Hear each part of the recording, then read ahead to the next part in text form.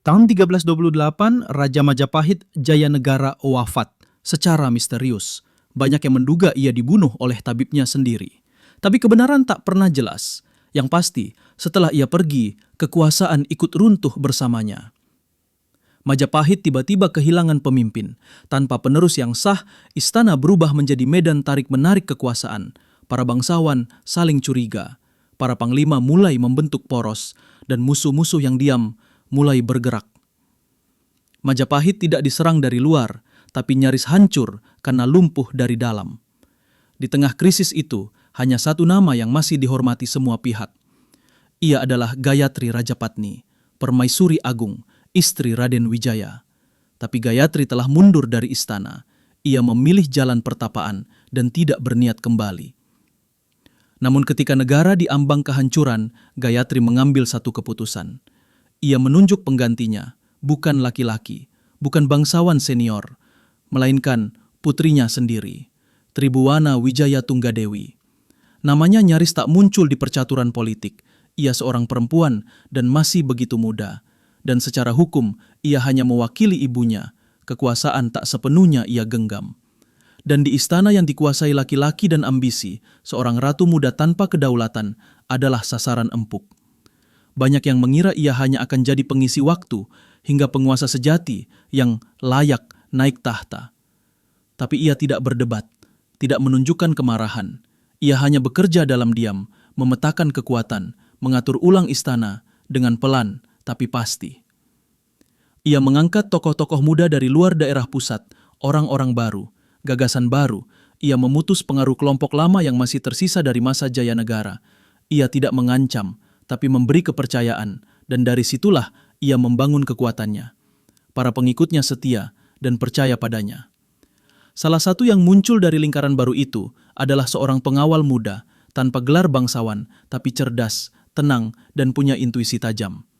Namanya adalah Gajah Mada. Saat para elit istana sibuk berebut pengaruh, ia dan Gajah Mada mengamati dari jauh, merekam semuanya. Tahun 1331, datang ujian besar pertama, pemberontakan di Keta dan Sadeng, dua wilayah di timur menyatakan pembangkangan. Ini bukan sekedar konflik daerah, ini ujian terhadap Majapahit dan ujian terhadap Tribuana sendiri. Para panglima berlomba ingin memimpin pasukan, tapi Tribuana tidak memilih satupun dari mereka. Ia turun sendiri ke medan perang. Sang ratu muda memimpin ekspedisi ke timur, bukan dari balik tirai, tapi dari garis depan. Ditemani tokoh-tokoh yang kelak mengubah sejarah Nusantara. Gajah Mada, Rakembar, Aditya Warman. Dan perang itu bukan kemenangan mudah. Keta dan Sadeng punya kekuatan. Tapi satu hal yang tidak mereka miliki yaitu seorang pemimpin yang dicintai pasukannya. Tribuana bertempur bersama mereka, langkah demi langkah, benteng demi benteng. Dan ketika asap terakhir menghilang, pemberontakan padam. Majapahit menang. Setelah perang itu, tidak ada lagi yang berani menyebutnya boneka. Dan untuk pertama kalinya, kekuasaan sejati mulai tumbuh di tangannya. Tribuana lalu mengambil keputusan penting, mengangkat Gajah Mada sebagai Mahapatih. Dan tak lama kemudian terdengarlah sumpah yang menggetarkan sejarah, yaitu Sumpah Palapa, janji untuk menyatukan Nusantara. Tapi ada satu hal yang sering dilupakan.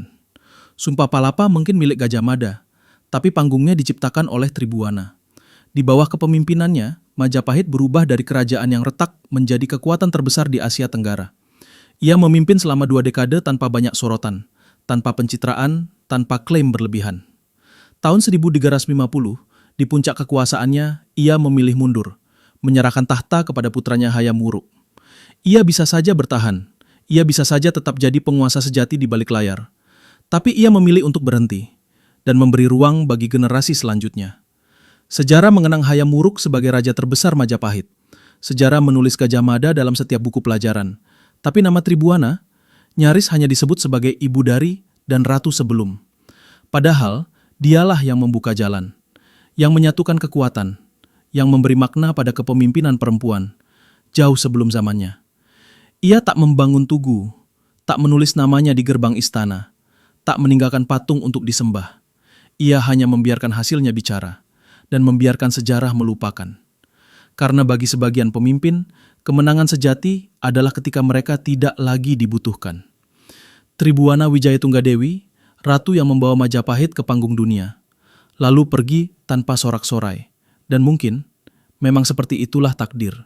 Sebagian perempuan hebat dalam sejarah membuka jalan tanpa pernah berdiri di tengahnya.